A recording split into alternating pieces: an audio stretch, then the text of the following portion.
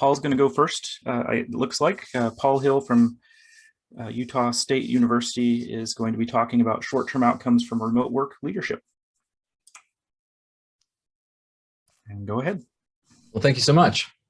I'd like to first introduce my co-presenters, Dr. Amanda Ali and Dolores Heaton, who work with me on the Rural Online Initiative program. And really want to thank everyone for joining our session on short-term outcomes from our remote work leadership course that's been funded by the Utah legislature.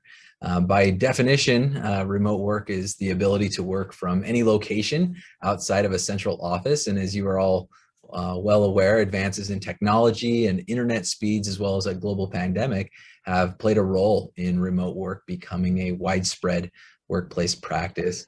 A USU Extension needs assessment placed well-paying and steady jobs in the top 3 priority needs for rural Utah counties. And accordingly, remote work was viewed as a solution and strategy for a rural job creation, as well as economic diversity and reducing unemployment. And the Master Remote Work Leader Certificate course was developed actually prior to COVID-19 for Utah organizational leaders to influence their adoption of remote work and the supply of remote jobs in the state. Extension really has as we all know, has a rich history in developing relevant educational programs that are based on community needs. And as the needs of our communities change, our programs must adapt. And so we must constantly innovate in order to develop new solutions for issues like rural unemployment, rural to urban migration, and economic diversity. And as previously stated, a statewide needs assessment was conducted in 2019, which identified well-paying as well as steady jobs as top needs in our rural communities. And so this concept for remote work, a remote work training program, it was designed after a careful inventory of statewide assets, looking at technology, mainly computers and devices being nearly ubiquitous, and high quality access to broadband internet in our rural communities of the state being just I'd say we really live in the shade of those who've gone before us and had the foresight and wisdom to invest in the broadband infrastructure that we now enjoy. It's not the best, but it serves a great need in the state, and we were well prepared during COVID-19 to allow kids to do their education from home as needed. But there's still a lot of holes in our system, and we're definitely working on that, especially in our tribal communities and areas. But the Master Remote Work Leadership course was developed as an innovative 1-month educational training for Utah's organizational leaders, and it covers the best practices for managing hybrid as well as fully distributed teams of employees, and educates leaders on creating remote work environments within their organizations. And so if these organizations are compatible with remote work, as they go through this process and assess, they can provide remote job opportunities, which would directly benefit our rural communities with these well-paying and steady jobs. And so in this study, we followed Rockwell and Bennett's targeting outcomes of programs, a TOP model. We chose the TOP model because it aligns with our Rural Online Initiative programs plans and logic model, with focus on short, medium, and long-term outcomes, beginning with really the end in mind. And so it focuses on outcomes in planning, implementing, and evaluating programs. And it is also based on a hierarchy that integrates program evaluation within the program development process. And so next, Dolores will provide a background on our Master Remote Work Leadership Certificate course. Thanks, Paul, and it's a pleasure to be here today, and it's fun to recognize a couple of names of those of you on the call who've either taken the course or partner with us on our professional course. So as Paul mentioned, this course is 1 month long, and it takes about 25 to 30 hours depending on reading speed and depth of how far people want to go on the homework to complete the course. And that's broken up over 4 weeks, about 6 to 8 hours per week. And the course is made up of online asynchronous modules, and I'll go over what's in each of those 7 modules in a minute. And then we also have 4 synchronous interactive workshops where we discuss what they've learned in the modules and kind of go into further application of it. And those are held via Zoom. And then there is also a required project to create a remote work plan. And I do adapt that, and Paul, I think we'll talk about this a little more later, that not everyone needs a remote work plan, or maybe their company already has one. And so I try to be really flexible in allowing the students to create something that is relevant for their particular situation. And then the course is also eligible for 3 continuing education credits through Utah State University. And so we use 4 different platforms for this class.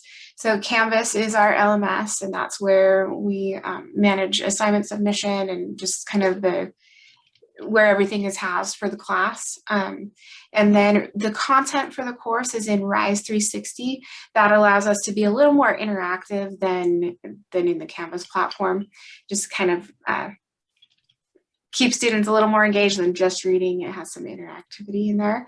And then our workshops are held via Zoom, and we also use Slack for asynchronous communication in the class. And we chose to do Slack outside of Canvas because it allows for students to stay engaged and part of this online community after the course is over.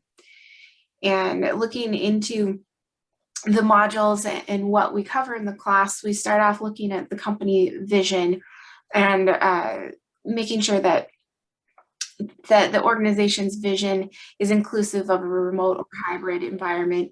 And then we look at culture and making sure that the kind of the daily practices and rituals are including employees who are off-site.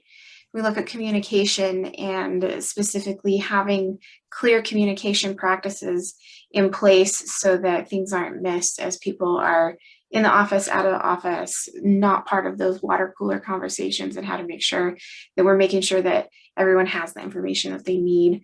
We look at performance management, managing performance over presence, and what does that look like? And also conflict management and how that can be a little more difficult if you're not in the same space. And then we also look at change management. And this is especially as companies are transitioning, you know, they had to do that really quickly for COVID, but now we're seeing a lot of people saying like, come back, or what's this hybrid going to look like? And being able to manage those changes and roll them out with employees with minimal problems. And then also learning and development and making sure that that the employees who are at home or hybrid have the same opportunities for advancement and learning as the on-site employees. And so those are the modules that we cover. And then for our presentation today, we're talking about the short-term outcomes. And so the purpose of the evaluation is to conduct an evaluation of the leadership course's short-term outcomes. And then the objective was to describe the knowledge, attitudes, skills, and aspirations of participants after completing the course. So I'll turn the time over to Dr. Ali to address the evaluation. All right, thanks, Dolores. So our target population were course participants enrolled in all 6 cohorts across 2020 and 2021. The reason for a skipped month in between here is because the course is just offered every other month.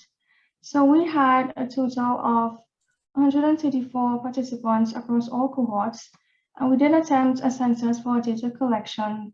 However, we ended up with a response rate of 77% on equivalent of 103 participants. So we used 2 instruments for our data collection. We had a pre and post test to measure changes in knowledge, and then an exit questionnaire that captured information on participants' attitudes, their abilities, and their intentions or aspirations toward creating a remote work environment within their organization. So the pre and post test questions and items in the exit questionnaire were based off of module content, which is everything that Dolores just covered. And then we had an entry survey that was used to qualify applicants. So although this course was not designed for rural audiences, we wanted to make sure that participants from urban centers who did register for our course, they had adequate broadband to be able to fully participate, just because it's all self-paced and online, as Paul highlighted earlier on. On this slide here, to assess changes in knowledge, we use a peer example test. We also use descriptive statistics to determine participants' attitudes, abilities, and their intentions toward creating remote work environments. We had an expert panel review our questionnaires just to verify our construct validity, and we used Cronbach's alpha to determine the internal consistency and reliability for each of our skills construct variables. According to Field and Johnson and Christensen, an alpha value of 0.7 or higher is considered sufficient internal consistency. And so as you can see here, all of our construct variables had an alpha value exceeding 0.95. So that was deemed as having acceptable reliability. And then we used a 5-point Likert type scale to assess individual items under each of our skills construct variables. And overall mean scores for each construct were then interpreted using this improvement scale presented here. And in just a couple of slides, you'll see how that scale was applied. So for our findings, this slide shows our results for the pre and post tests. There were statistically significant differences between our pre and post test scores across all 7 modules. And so with this graph, we just wanted to show that the average pre-scores and the average post-scores. So you can see that the average post-test scores here, which are the blue bars, they are higher than the average pre-test scores, which are the orange bars. So this was just a different way of presenting our data on knowledge. On our next slide here, with respect to skills, altogether, participants had high overall mean scores for each of our skills constructs, as you can see presented here. And so the overall mean values in the tables here were compared against that improvement scale that I just saw a couple of slides ago. And so what these results suggest is that after completing the course, participants perceived that they had improved abilities to communicate organizational visions to their team, develop a communication plan to digitize and build company culture, assess existing communication practices, identify areas of strength and opportunities for both themselves and their teams, evaluate current conflict management strategies, evaluate current change management processes, and create a workforce learning and development plan to deal with team deficiencies. So all of this ties back to what Dolores talked about when she went through all of the modules and what is covered in the course. On this next slide, we just wanted to highlight some other noteworthy findings. So overall, all of our participants believed that creating a remote work environment was important to their organization, and they felt that their value as a leader of remote employees improved after completing the course. I'd say perhaps the most positive feedback for us so far is that most participants said that they were more likely to create remote work positions in their organizations, as well as hire qualified residents from rural Utah. And that sort of ties back to what Paul mentioned about influencing the supply of remote jobs earlier. And so at this point, we're almost at the end, so I'll just hand it back over to Paul to conclude and welcome any questions. Thank you, Amanda and Dolores. The Master Remote Work Leadership course, it showed progress in meeting these short-term outcomes with increases in knowledge, favorable attitudes, improved skills, and positive intentions to adopt remote work as a workplace practice. So with the ability to effectively manage remote employees. Organizational leaders were willing to create remote work plans in their organizations. And so these results suggest participants value remote work as an option for business continuity and employment opportunities in rural Utah communities. And in the long run, this ultimately helps reduce rural unemployment, rural to urban migration, and influence economic diversity in our Utah's rural counties. And so our plans are to continue to formatively evaluate this course due to the nature of our legislative funding requirements. But as the short-term outcomes were very positive, this new course we found that it's right on track. We're moving forward, and we've begun assessing program fidelity.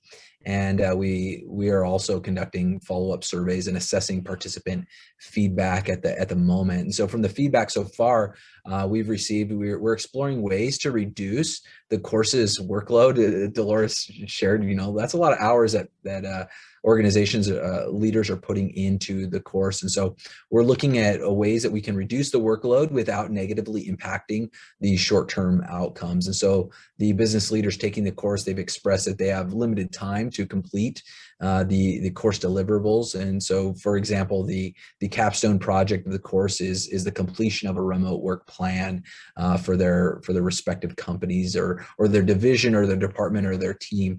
And so this project is not always compatible with the program participants' circumstances. And so we're looking at ways that we can help meet their needs based on what their needs are as leaders in their organizations. And so we're also seeing many organizations adopt remote work as a hybrid policy, and we're adjusting curriculum to focus on this particular arrangement going forward. We actually kicked this course off in February of 2020 was our first pilot, and right as we were ending, people were getting going on quarantine and started working remote. And so it's definitely very timely.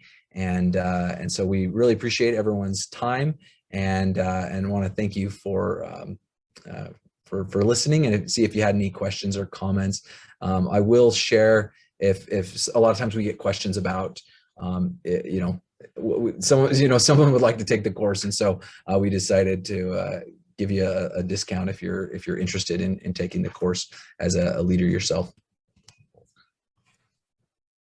All right, thanks, Paul, Dolores, and Amanda.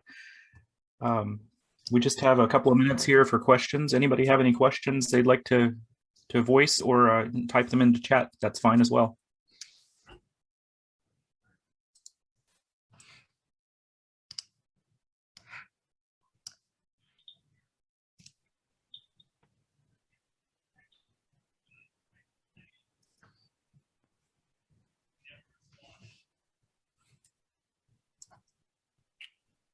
All right. Not hearing any questions, but I do see that Dolores put a link to the remote worker certificate leader class in the chat. So thank you, Dolores.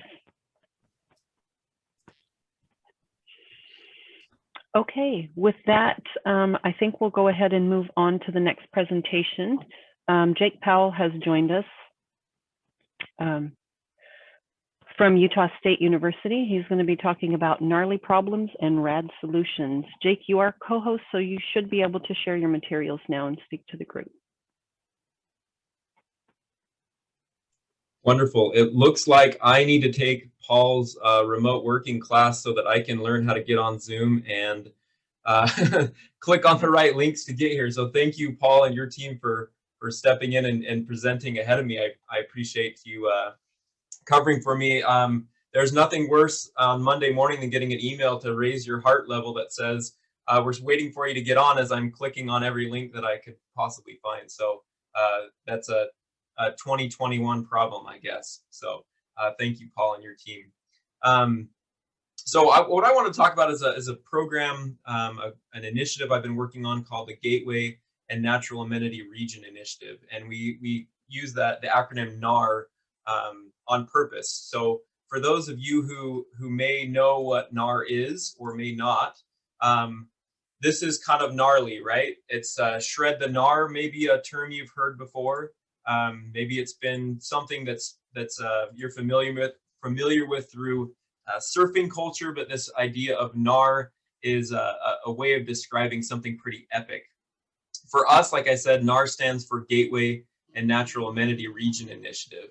And these, I want to talk a little bit about what the NAR initiative is, and start by defining who a NAR is, and talk about some of the potential resources and applicability to maybe communities you're in, and talk a little bit about some of the challenges that these communities are facing and how Extension is getting involved in helping them. So start out with who NAR is. So this Gateway and Natural Amenity Region is, gateways are communities that are near national parks, large areas of public lands, protected areas, scenic rivers, for example, that are high in natural amenity value, and their economic development is closely tied to their landscape. And a lot of times recreation, tourism, or an outdoor-based leisure economy. Also, they act as a region. So we have historically thought of gateway communities as isolated communities, but in reality, they really riff off each other and use larger landscapes for their economic viability. So when we looked at these, this is some studies from one of my colleagues at the University of Utah in their planning department. They looked at really quantifying who a NAR is and where they are at. And when they looked across the Intermountain West and all the way out to the Pacific Ocean, and they looked at some very specific parameters in using GIS that identify these communities, they found about 1,500 of these communities alone in the West, which is about about a third of our Mountain West communities. And of our small rural communities, almost 60% of them we would consider a NAR, Gateway and Natural Amenity Region community. So these dots probably don't mean a whole lot, but you probably know these places. You know, they're destinations. They're a place you might go ski or snowboard. They're iconic landscapes, places like Moab, for example.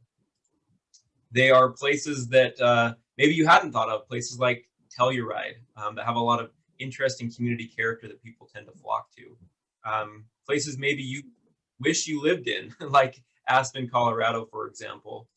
Places where you might go on vacation, maybe a Tahoe or a Sandpoint, Idaho.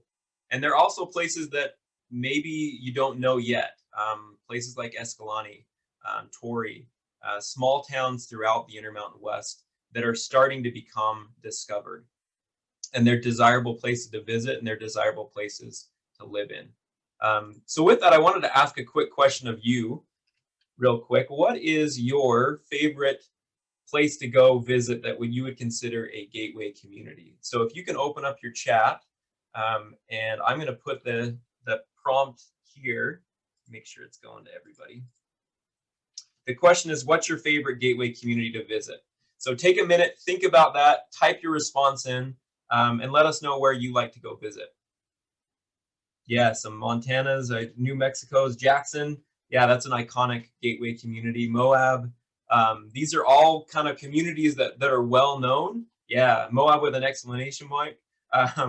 Hurricane, yeah, so Hurricane is definitely a gateway community right outside of Zion National Park, and I'll talk about some of the communities on the road to Zion National Park. So a lot of people have a favorite place to go, and maybe, I guess pre-2020, these were places that they only visited. And there's some interesting challenges happening in gateway communities we really wanted to work on. So what we looked at as an initiative, and I'll use kind of a metaphor. It's spring, and I've been doing soccer with my kids. So when we thought about gateway communities, as we worked with them, one thing we realized is there's a lot of different players working in gateway communities. So we've got universities that are doing some research. There's planning departments, landscape architecture departments like I'm in, that are looking at gateway communities. We have Extension that's doing work in gateway communities. There's a lot of amazing trust that's built in these communities.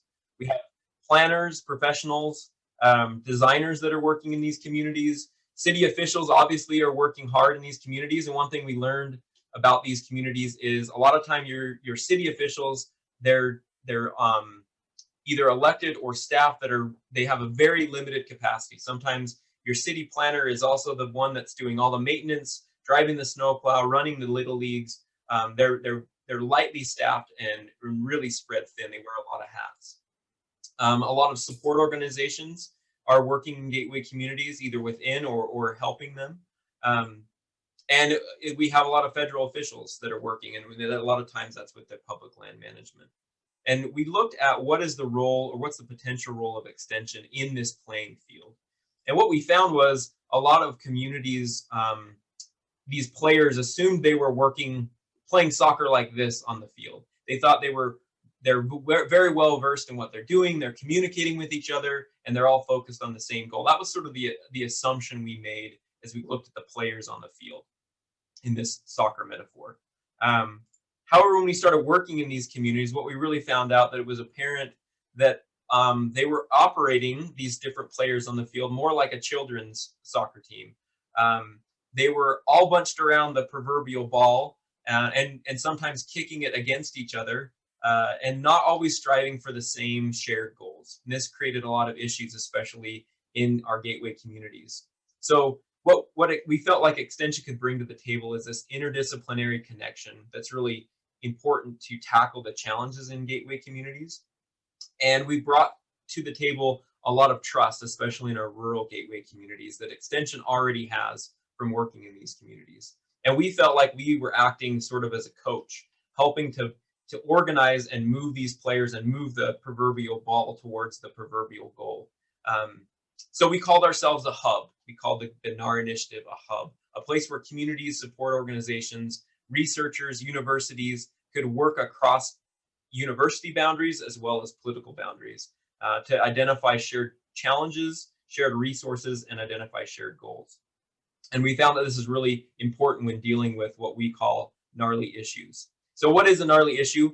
Let's talk about a place like Springdale. Springdale is the gateway community to Zion National Park. It is a town of a few hundred people, but it plays host to about 4.5 million visitors per year. And as you can see, that number has just increased. So imagine a town of a few hundred getting 4.5 million people driving through their downtown on an annual basis. And really that number is even more challenging because that 4.5 million people really are condensed to a season. So what does that look like on the ground? This is what it looks like in Zion National Park when it gets gnarly. This is what 4.5 million visitors can look like on a busy day. What that feels like to the community, issues like this: parking, transportation, traffic, seasonal employees, housing costs, all these things start to impact and become gnarly issues. We see this in the news. It's not only a Utah issue, it's happening all over the place. And it's spreading to communities outside of the main gateway community. So what we saw in a lot of these issues, what we're calling big city problems in small rural towns. So issues with affordability, issues with traffic, the threat to their community character that people are really there to see. We saw really interesting social, cultural, and political dynamics with public lands, certain types of political stances, the dynamics of old timers and new communities, and the relationship between regional, state, and federal lands. We're all a shortened list of issues that really we typically see in bigger cities that are happening in these rural communities. So if you hadn't noticed, something strange happened in 2020. I don't know if you heard of this, but we had this thing called COVID-19 that happened, and this sort of gnarly roller coaster that these communities were on only got worse, and we were right in the midst of observing this. So for example, ski resort towns were some of the first places to see their COVID issues spike, and they became some of the hot spots in the rural US. And these healthcare systems that were really built to patch up skiers and snowboarders and mountain bikers and get them off to another hospital, we're now trying to figure out how their ER could be used as a long-term ICU. Residents became really concerned with second homeowners that started to show up in droves. And then we had, in some places, tourism completely dried up. When the parks closed, these communities that needed the parks to survive economically, they were threatened with closures of these major assets. So parks closed and visitors poured out all over public lands that were not being used, that were sometimes the secret places for these community residents. and nearby visitation really exploded, which pressured a lot of different facilities. And then if that wasn't gnarly enough, overnight, a whole new workforce became untethered from their cubicles, and they decided that perhaps the place they vacationed to or had a second home in was now a viable option to live and work in full time, and which changed the dynamics again, and housing prices went kind of crazy. And in the midst of that, we were working to create this hub to connect people. And really our goal was to help communities protect the things that make them special and to help them thrive. And so acting as this hub, we really sort of our RAD solutions were to start to have conversations about these issues. And really our first step was to listen. And some of the things that we heard, we asked about in these three major buckets. One of them was research. How do we bring research to understand what are the challenges, opportunities, and what are communities doing in real time to respond? And the idea was this research was very extension focused, right? It was about providing information quickly to communities to help them address challenges that were happening in real time. The other thing we're working on is getting education, getting students trained to work with these communities. Most planning and educational avenues for students really focuses on larger communities or rural communities, and NAR communities are a unique issue. And so we're working on bringing students in to help train them, as well as training our public officials and community members in these NAR communities on their unique challenges. And then finally, providing some technical assistance, and that's on the ground design and collaboration assistance. We work to develop an online toolkit, which talks about these major issues that are NAR focused, so that a overtaxed city planner or city council person could go to this resource online and download model ordinances or case studies to understand what other NAR communities have been doing. And we're working to develop tools. We're working right now to develop what we're calling the NAR Compass, which is a tool to help them understand visitation pressures and what time of year those things are happening in real time. And then we did a lot of work with peer-to-peer learning forums. What we found is a lot of these communities are very isolated, both geographically as well as socially, and they're really hungry as city staff to work together to figure out some of these problems. So we do that across a bunch of different scales, and we really built this hub, this idea of a hub into the structure of the NAR initiative. So it's run by a core team of university staff, and then we have what we were organized into work groups, which are a lot of NGOs and support organizations, and they're really feeding information from our support organizations and communities back to the core team, and then information goes back to those work groups and then back out to the supporting organizations and communities. And what it's done is created an organization structure that's really breaking down the disciplinary boundaries as well as the political and university boundaries that can sometimes exist. And it helps us to operate at a large scale and act as, like I said, a hub. So I mentioned some of the solutions. We worked on connecting communities. So our first effort was really to listen and bring people together. So we did this through a series of listening sessions throughout the spring and the summer of 2020. And we learned a lot of interesting things. One thing we learned about is how to help people facilitate a Zoom meeting. Back in 2020, so long ago, people didn't really have a lot of experience with this. So we got small people to join, have conversations about what was going on, and almost created a group therapy session for communities that were struggling through all those gnarly ups and downs. We also worked to have what we called challenging conversations. And we kind of drew nuggets of information out from these listening sessions, and we created specific webinars to help gateway communities deal with these issues. And we brought in experts from around the US. We brought in community members to help share what they were doing when it came to addressing COVID-19. So those focused on planning, which was really this idea of looking past the immediate issues and looking at long-term resilience planning, which was the second topic that we really worked on. And it was interesting pre-COVID that most communities, like these NAR communities, weren't really talking much about resilience. The loss of international travelers, the closure of parks really made these communities question how their taxes were structured, how their housing development and approvals were happening, and if they really wanted to be what they were today. And it really made them question some of their healthcare and community planning ideas and methods. And finally, we talked about a lot with these challenging conversations about the connection between communities and connection between communities and their public lands, and started to talk about issues at a regional scale. The last thing that we talked about is the connections, and I'll talk a little bit about across those three buckets how we did this. The first is creating connections in what we're calling a NAR research group. So bringing together researchers that are interested in gateway communities to talk about these kind of gateway specific or NAR specific issues. We've created a couple of publications, and we've done a lot of presentations about this work. We're working on linking our university programs and developing a training program for our planning and design students, as well as we've done some training to help communities with online meeting facilitation. On technical assistance, we've, as I mentioned, developed an online toolkit, and then we hosted a fall webinar series, a 5-part webinar series focused on amenity migration, which is a huge issue in these gateway communities. And then currently we're working and sharing online tools and resources through our webinar series that's ongoing right now.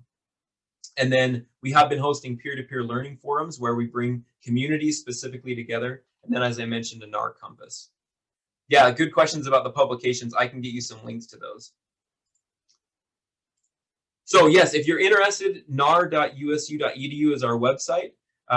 In that website, there's links to all of our tools. You can watch any of our old webinars or listening sessions, as well as read summaries to any of those as well. So with that, I would be happy to answer any questions. It looks like scanning through the chat, lots of people have favorite places to go from all over the US. And so I think, you know, these issues of gateway communities is hopefully something that's relevant to you. Yeah, it looks like we have about 6 minutes left for questions before we move on to Chris. So anybody have anything else they would like to ask, or if you have any additional details that you didn't think you'd be able to get to and now you want to talk about? Jake, I had a question. This is Jennifer. I'm from Illinois. Hey, Jennifer. What do you do when you communities think they're NAR and they're not and want to be a part of your group, or, you know, with communities that are rural and maybe have some of those resources that you're talking about, but aren't really set and ready to go? So, you know, I'd love to kind of include them. We're doing a pilot project in tourism right now with 4 spots in Illinois. And I'm just kind of thinking, as you're talking about this, you know, are there some places that could be pulled into what you're doing or not? You know, because I totally understand the vibe of what you've identified, but how do you get other communities on board? That maybe. Yeah, that's a good question. What we really see is a continuum. You know, there's not like a tipping point where you become a gateway community. And it's interesting, we have a lot of communities that consider themselves gateway communities that aren't necessarily. They're either too big or they don't really fit that mold, but they're having challenges that are very NAR specific, right? They feel that pressure.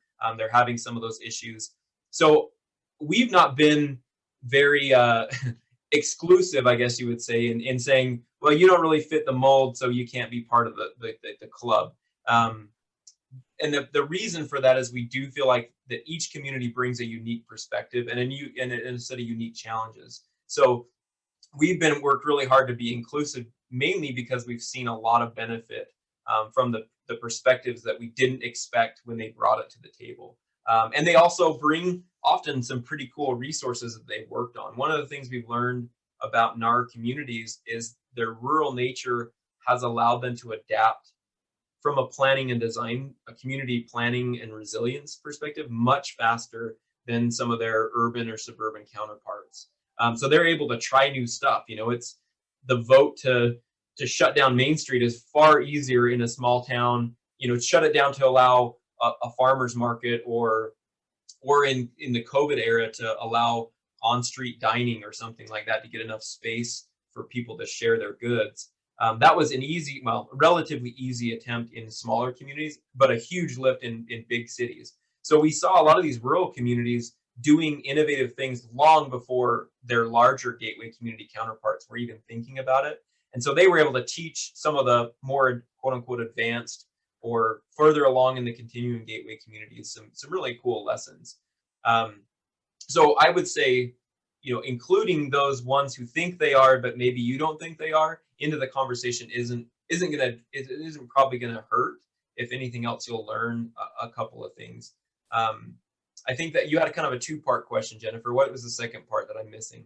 Well, I was just trying to figure out, some of these rural communities who aren't quite ready yet. I mean, they're in the planning stages. So yeah, and they're almost like business specific right now. I mean, there's the federal lands are there, but there's maybe one specific business owner who's really, for example, we've got one who's getting ready to kick off a downhill mountain biking location in Illinois.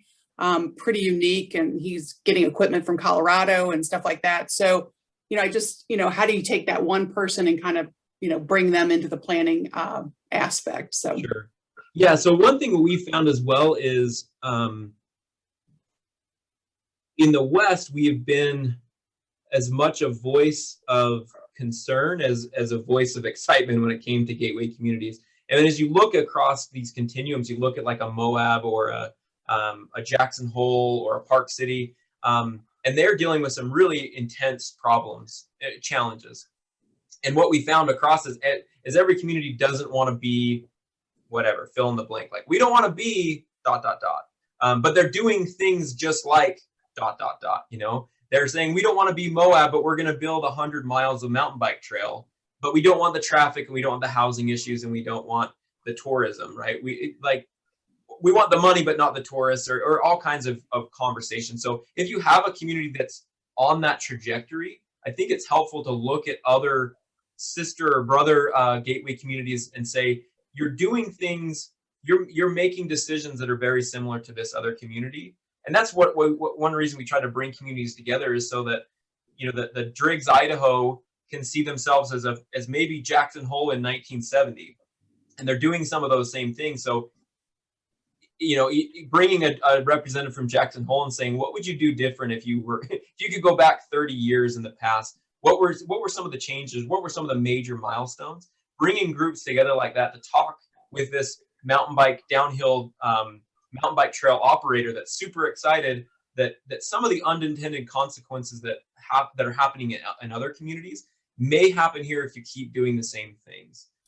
And that perspective, although it seems really obvious to some degree, when you're in the midst of a community that's maybe suffering from out-migration, and they're excited for anybody, right? Like they want to bring people in, and they see it as an economic resource. Sometimes they're so focused on thousands of mountain bikers showing up that will solve all the community's problems that they tend to ignore some of the other community issues that are coming with those thousands of mountain bikers, for example. So really, having a really honest conversation with those small towns of, you can't have one without the other. You can't have 1,000 mountain bikers ride your mountain bike trail and not have traffic and not have issues with this and that. And, they kind of come as a package. So I love that you're seeing that these communities are planning. We're seeing, and I'm in the Department of Landscape Architecture and Environmental Planning, and I interact with planners all day long. And so planning is obviously sort of the hammer that we see the world through, that everything becomes a nail, right? Is planning solves all those problems. But I would say, keeping in mind, I know in Extension we have some people that work in tourism, and just we're trying to show that there's two sides of that coin, and that planning and being intentional in your community can help head off some of those challenges that are certain to come as you bring the world to your community. And really what we've learned is in 2020, those challenges that we thought were 10 years out of people just living where they want to live, like it happened in 2 months or a month, right? Like where all of a sudden everybody showed up in these towns and were looking to buy a house because they could work remotely. So there's definitely a lot of pressure on these communities right now. Yeah. And I know I'm not sure how much time you guys have left, so I'll reach out to you direct. 1 minute. Yeah. Should be good. Okay. Great question there, Jennifer. Thanks. Yeah, thank you. Thank you for your time and questions. And Jennifer, yeah, please, if anybody wants to reach out, I'll quickly throw my email in the chat as well. I'd love to chat with you more offline. Okay. Thanks a lot, Jake. Appreciate the presentation and the conversation. I noticed that Dolores also popped a link in the chat as well for folks who want to look up the program. So we're going to move on to our next presenter. Chris Meyer from Utah State University is going to be presenting on adapting the Master Remote Worker Professional course. So take it away, Chris. Thank you. Great, thank you so much. And it's hard to follow that up, Jake. So, and I have multiple things I've written down that I want to talk to you about. We're at the same university, but as specialists, our paths don't always cross. As you knew, originally, we were supposed to follow right after the ROI, the Rural Online Initiatives presentation. So I probably won't spend a lot of time talking about their Master Remote Work Professional course, but this is directly tied to that.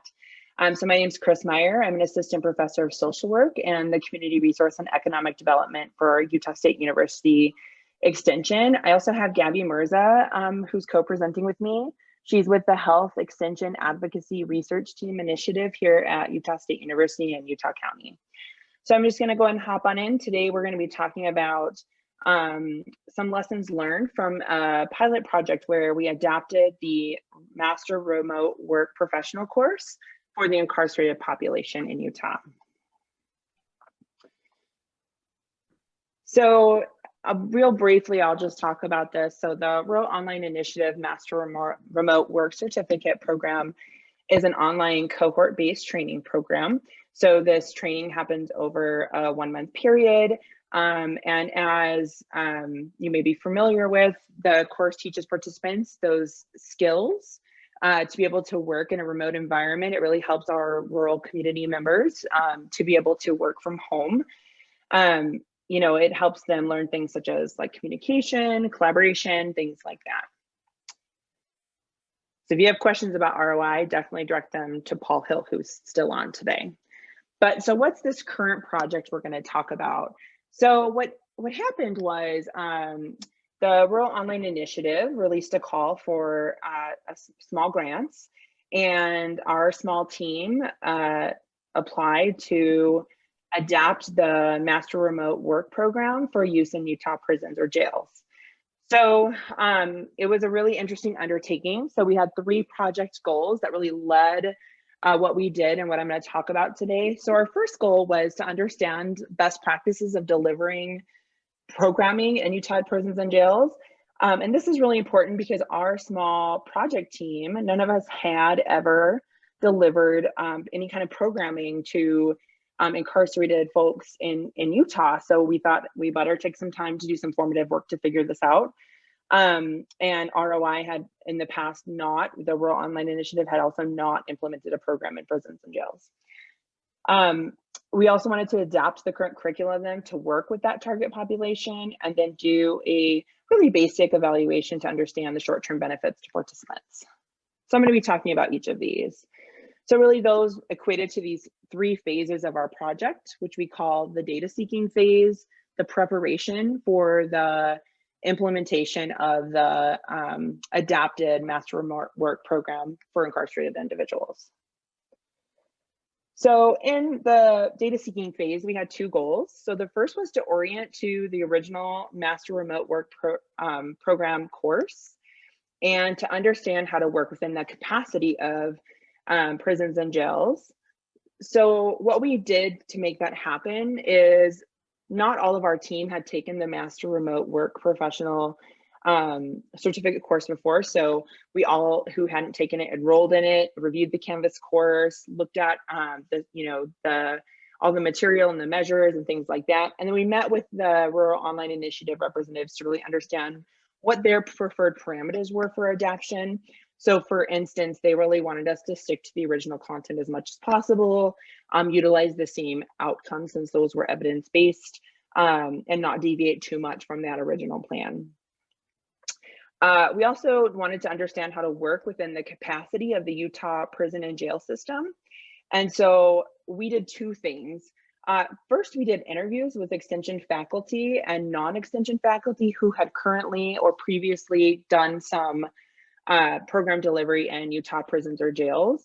And so of course, keep in mind, while this is happening, COVID is really changing the way we were able to do our work. It was a really interesting experience. And then we also did calls with prison or jail leadership to assess program capacity. And so what we found in this stage was that, like I mentioned before, we all, got more oriented to the actual materials of the Master Remote Work program and really understood the parameters by which the Rural Online Initiative preferred that we adapted the program. Also, we found some really interesting stuff from this interview and calls that we did. So to understand how to work within the capacity of the prison jail system. So for the interviews, we ended up interviewing 4 different extension and non-extension professionals who did work. And it was really interesting. I think the main things that came out of those interviews was just being very flexible, making sure you understood all of the rules and regulations for the jails or prisons, really the unique needs of the incarcerated population and how to meet those. Those were just really interesting. And then the calls that we did with the leadership in the jails and prisons really said kind of a similar thing. So you have to really know what's going on in that unique jail. For instance, one jail allows flash drives, one doesn't. One has computers, one doesn't. One has, Wi-Fi, another doesn't. So it was very unique to every county how their jail system worked. And so that had to be taken into consideration as we were trying to make this catch-all adoption of the program. So it was very challenging.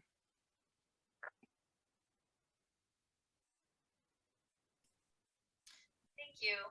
So the next thing that we did, we went into the preparation phase and looked at those adaptations. And this really involved more of those adaptations and getting into the nitty-gritty of the modules, of those modules that were online on the Canvas course, and going through them and developing them in a way that would still meet the needs of the ROI team, but also be able to meet the needs of the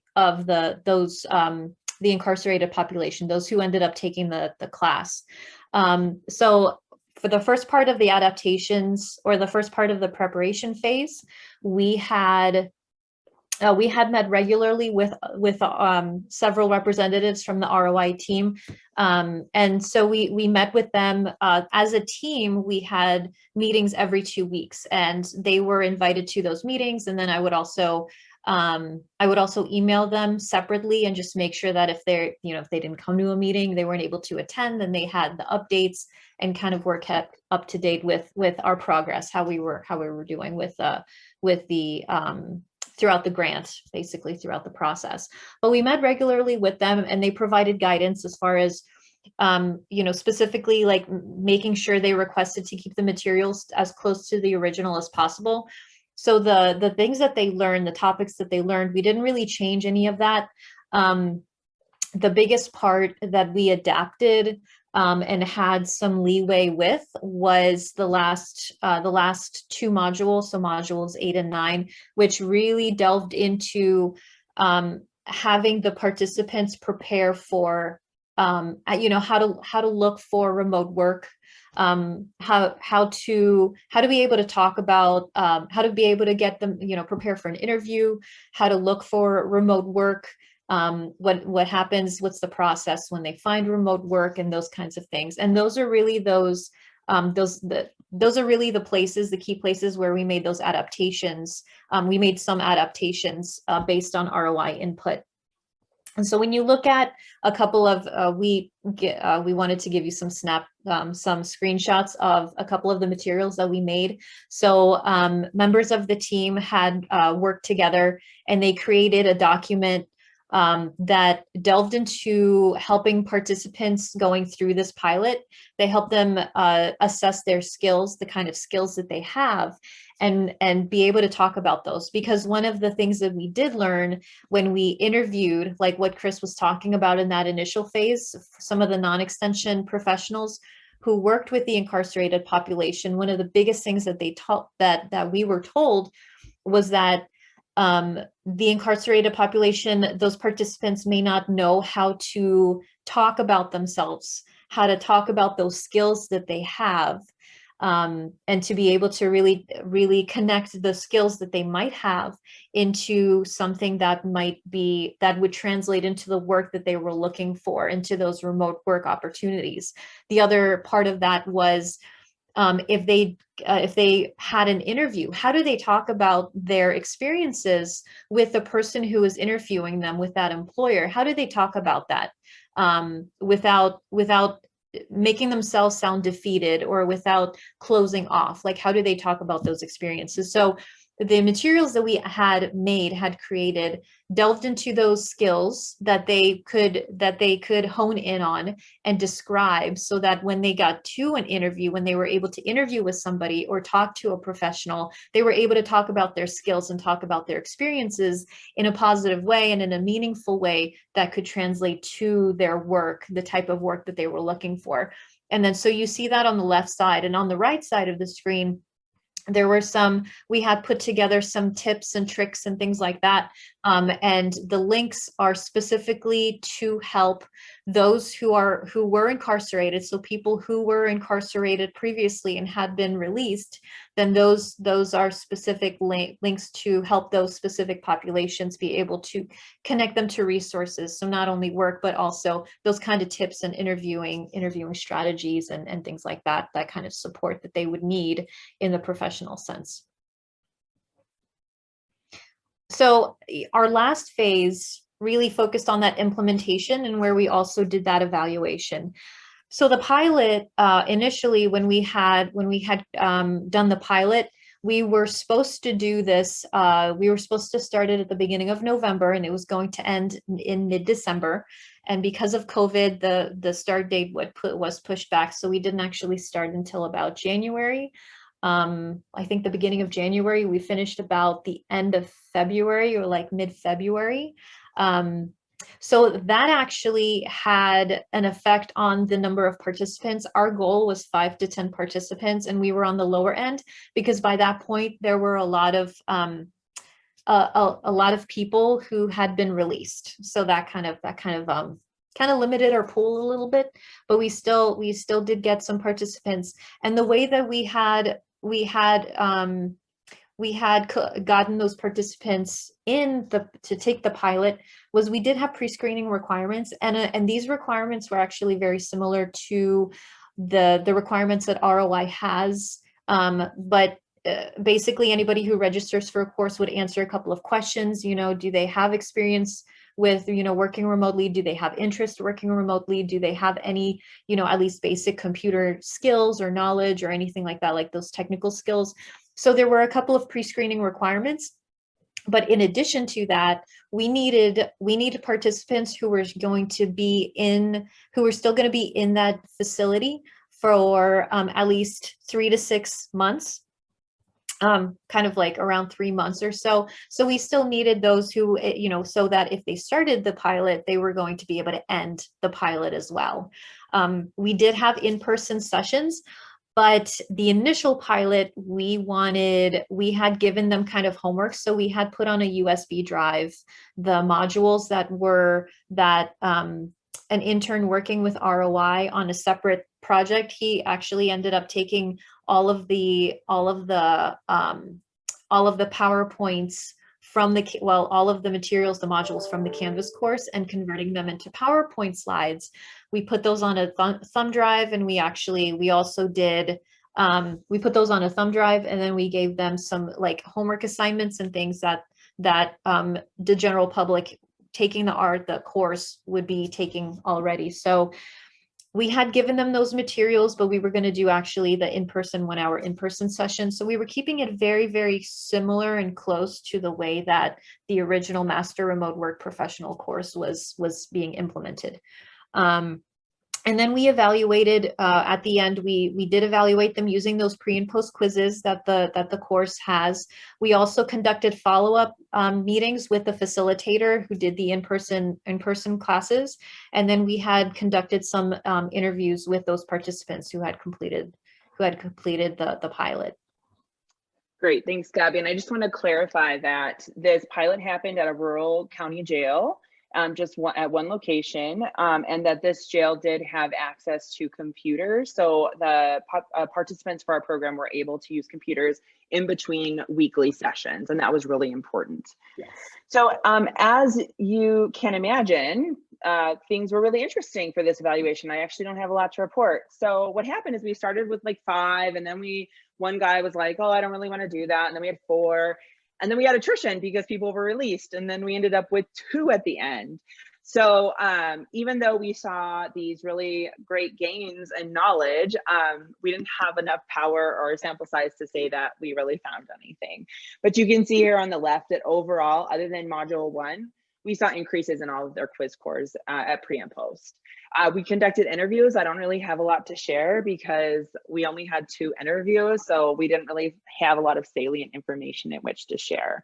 So we got to reflecting on our experience from the beginning, because we had a skilled program facilitator who worked already for the Rural Online Initiative facilitate the course. We were very lucky that they were able to help us with that, who lived locally to this jail. And so we ended up turning his weekly reporting into field notes. And so each week he would, the facilitator would meet with us and kind of report his field notes to us. And that resulted in being kind of our data for how to provide suggestions to the Rural Online Initiative moving forward to be able to effectively work in prisons or jails. And so now Gabby is going to go ahead and share what those lessons learned are, because they are imperative to being able to move forward with this kind of programming. Thank you. These are some of the lessons that we learned. We needed to make sure that if there's going to be a participant in a jail or prison facility, basically in any correctional facility, there needs to be a longer release time to be enrolled in the program. So like Chris said, we started out with 5, but we ended up with 2. And, along with I did say that we during the pre-screening, we made sure they were between 3 and 6 months before their release. However, in a jail, you can be released early. Someone can be released early for whatever reason. So a lot of them, basically all of them except for the 2 were released early. And even those 2, we had to kind of meet with them a little bit early because we found out like the week before that, oh, they're going to be released in a week or 2. So we had to cash them for those interviews. So make sure that if you are going to work with participants in a correctional facility, you err on the side of the longer release time. So at least 6 months to a year, because you don't know if they're going to be released early. It was really important for the facilitator to build up that rapport and trust with the participants. And so you can, if the facility allows, you can bring Oreos like he did. And if the facility doesn't allow, you got to go a little bit of the harder way and answer questions and really kind of take that time in that first session, maybe even build in that first session to describe the program like we did, and also to ask questions and make sure you kind of build up that rapport and that trust with the participants. The facility type, program, and the requirements are really important. So like Chris said at the beginning, when we had reached out to different correctional facilities, we needed to make sure that they had certain requirements. So we needed to make sure that they had access to computers, that they had some basic internet access. So if we were going to do this as an online course, that they could access the online course, and that they were able to get to those computers and use those computers for those homework activities if they weren't able to. Or we knew that we had to print a lot of material so that they could just kind of write them out with, fill them out the old school way. So just making sure that if you're going to a correctional facility, that they have the requirements or they have the types of things that would be needed for your specific goals and how you're going to implement that specific program. The facility type also matters, meaning that is this going to be done in a jail, a prison, or a transition type of program? Because the jail, like I said earlier, people can be released early for whatever reason and move on to either being released from the correctional facility or move on to a prison or to another program. And whereas in a prison, they might be more stationary. They're more likely to stay there and be there for for their whole time, but it also plays into what kind of things they have available, what kind of amenities in a way they would have available. And then you have a transition program where that person who was incarcerated is now being connected to jobs and housing and food assistance and these other types of things. But in a transition program, some of those, that individual has to stay in that program for the entire time, for the year. They can't leave early while they're getting all of these services met and meeting those requirements. So you need to consider those types of things as well. We also learned that we needed to change the workshop format. So the initial pilot was set to be 4 lessons. We changed it to 5, and then we realized because it took some time to go through the modules longer than initially anticipated, I think we ended up doing like 6. I think we ended up doing 5 or 6 sessions. And then also the activities and the discussion. So even though we had documents printed for them and they had access to pencils and pens, they really weren't doing them or able to do them because of specific limitations or requirements, while they were back in their pods. So the facilitator ended up taking those activities and using them as discussion topics. And so they would discuss these in class. And it also helped with the learning, with the way that the participants learned the best. They learned better through the discussions rather than having to write things down and write things out or read a lot of material. We already kind of talked about modifying those PowerPoints for the audience.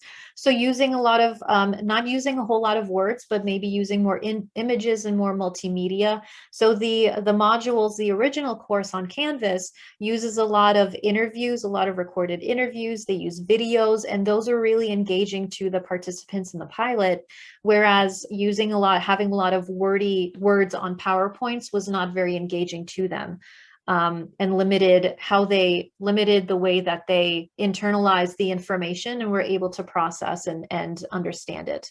And then we had learned also that it would have been also beneficial that in the future to provide a printed course book. So taking the material and not necessarily give them a giant, like a giant textbook, but having something condensed, having a book kind of condensed with the really, really important information that they could take back and read at their own pace, and also kind of scribble in and do those activities in that way as well.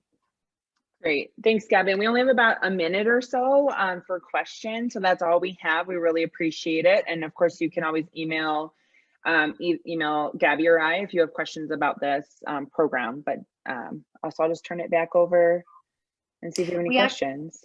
Okay, yeah. I see we do have one. Yep, sorry, I was trying to get unmuted. So I do see there is one question in the chat. Can you see it there, Chris, or do you want me to read it? Yeah, I can see it. Gabby, do you want to go ahead and respond to the one from Diana? Sure. So the question is, was there any possibility of connecting with the released participants to finish the course in the community?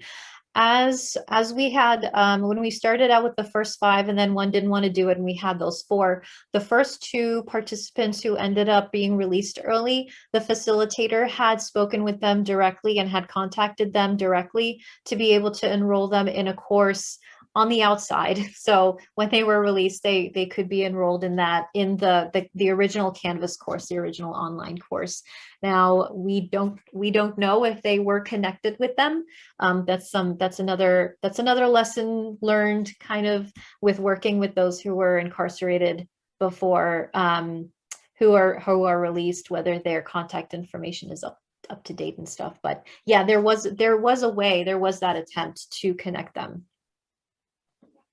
Okay, we have one more question. We're at the end of our time, so if any of you want to get on to the break and log off, you're welcome to do that. I'll ask the question from Michael. How much does not having their own computers affect the participant educational experience? So real briefly, and definitely hop off. I know I have a presentation I have to give right after this one.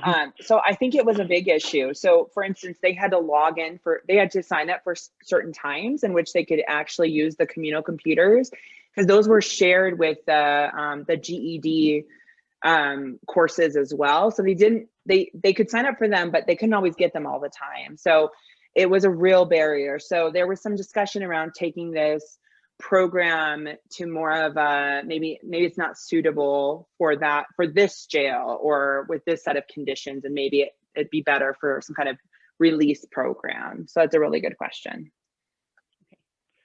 All right, since we're over time, I'm going to go ahead and end the meeting. Thank you, presenters, listeners, and for all of you for questions. Thank you.